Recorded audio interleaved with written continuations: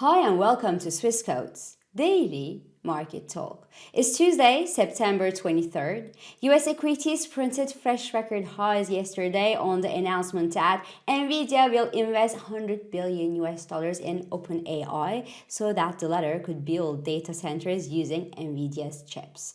The European stocks were not as lucky yesterday, while cryptocurrencies sold off regardless of a rally in US technology names. The US dollar remains under pressure and gold rallies to fresh all-time high levels. So, we have a lot to talk about today, but before we do, please keep in mind that opinions are my own and this is not financial advice.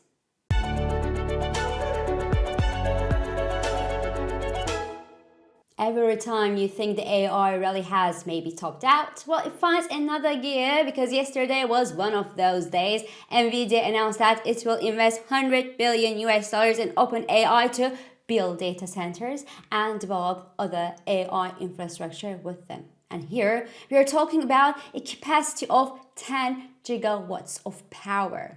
So it's about the output of 10 large nuclear reactors, guys. It is huge. So basically, Nvidia will invest 100 billion US dollars in OpenAI so that OpenAI can buy Nvidia's chips to build massive data centers. It is a genius move, to be honest with you. It will not only help Nvidia sell more chips to one of the world's most famous, not to say the most famous, chatbot makers, but it will also give them and their investors a stake in OpenAI. I mean, investors loved the idea yesterday. Nvidia rallied nearly 4% and hit a fresh all-time high level on the news and proved once again, that the company constantly finds ways to cooperate with others, integrate their systems into, well, the best and the most popular names in the world, navigate political and geopolitical jungle with grace and makes its way through.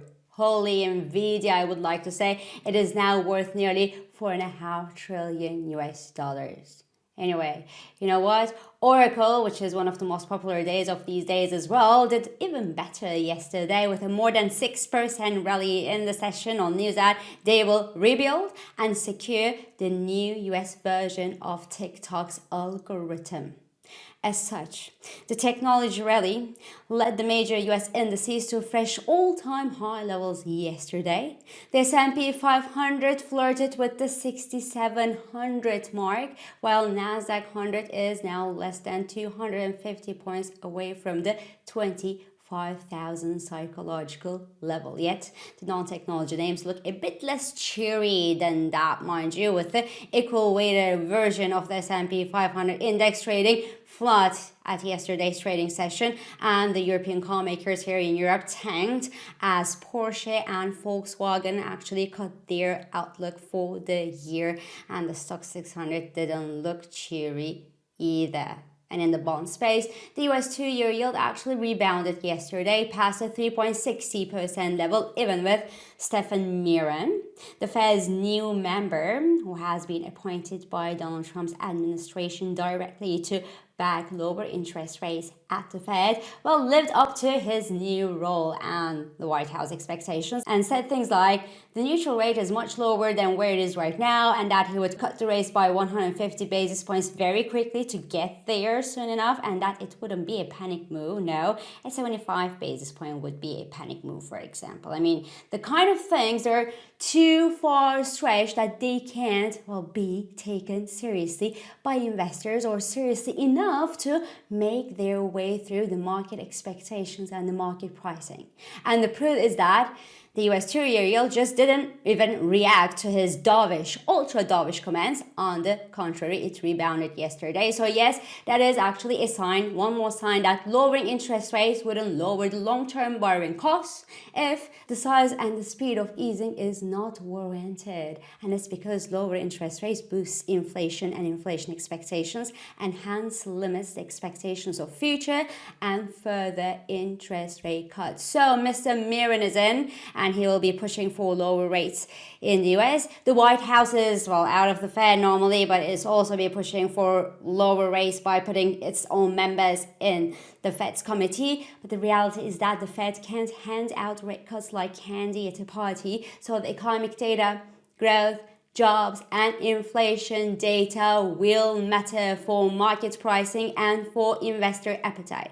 The good news is that many Fed members are firmly convinced today that the weakening jobs market in the United States should be addressed, but addressed carefully by taking inflation metrics into account as well. And another good news is that the US core inflation, which is the Federal Reserve's favorite gauge of inflation, is actually expected to have eased in the month of August. So if that's the case, if we see a soft PCE data on Friday, the dovish Fed expectations will continue to weigh heavy enough actually to keep equity traders in the US and maybe across the world as well on the back of a bull and the US dollar under pressure. Now, speaking of US dollar and FX markets, the euro dollar is timidly testing the 118 offers right now, while cable is flirting with the 135 resistance after having held ground near its 50-day moving average yesterday on the back of another wave of US dollar sell-off. So today, investors will have an eye on a series of early PMI data for September. And encouraging numbers could cement the expectation in Europe, for example, that the European Central Bank doesn't need to deliver another rate cut to the European economies this year, and the latter could eventually help the Eurobulls gain more fuel both against the US dollar and sterling, while numbers in the UK will probably confirm slower activity in the United Kingdom and could further boost worries of more pain to come with the next budget announcement in fall that is not expected to be a sweet moment for the British taxpayers. Now, fundamentally speaking, the euro actually does benefit from fundamentals better than sterling and the US dollar do, respectively. And therefore, the bullish move that we see in the euro pound is just backed by diverging outlooks for the European and UK economies, and it should continue that way. For the euro dollar and cable, however, it is trickier because the divergence between more hawkish European Central Bank and Bank of England policies, for different reasons, but more hawkish still, versus the Fed has already been broadly priced in. So the long-term outlook for the US dollar does remain bearish due to the waning US exceptionalism trade, but in the very short run, we could still see this minor upside correction in the US dollar fueled by a rebound in the US yields that actually warn right now that, hey, the rates in the US won't come down that rapidly.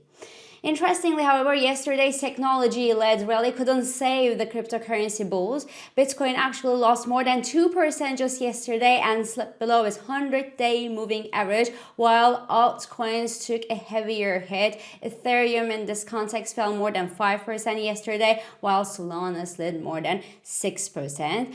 Gold, on the other hand, extended its rally to a fresh all-time high level yesterday and traded at $37.59 per ounce level this morning on tense and tenser geopolitical tensions in Ukraine and in Gaza. For Gaza, an increased number of developed nations recognize the state of Palestine, making relations tense and tenser with Israel and the United States, the latest being France. While in Europe, countries close to the Russian border, Ukrainian border, are worried that Russia is testing the NATO's nerves with its multiple airspace violations. Interestingly, surprisingly, oil bulls remain totally muted faced with rising geopolitical tensions in the Middle East and in Russia, and the barrel of US crude is down, testing the $62 per barrel support regardless of these mounting tensions, hinting that the oil bears could eventually gain the upper hand and push the price of a barrel to $60 to $62 per barrel range and potentially below. So this is all for today. I'm İpek Özkardeşkaya, and thank you for joining me, and thank you for all your beautiful and supportive comments. I hope this episode of Market Talk has been helpful and it has been insightful to you. So please do not hesitate to leave your comments, your reactions, and your questions below as usual. Follow us on Instagram, on X, on LinkedIn, but also on WhatsApp, Threads, Telegram, and Blue Sky for regular market updates. Subscribe to our YouTube channel for daily market comments. And please don't forget to hit the like button on these videos to let us know that you enjoy them. So I will meet you again tomorrow And until then, good day trading.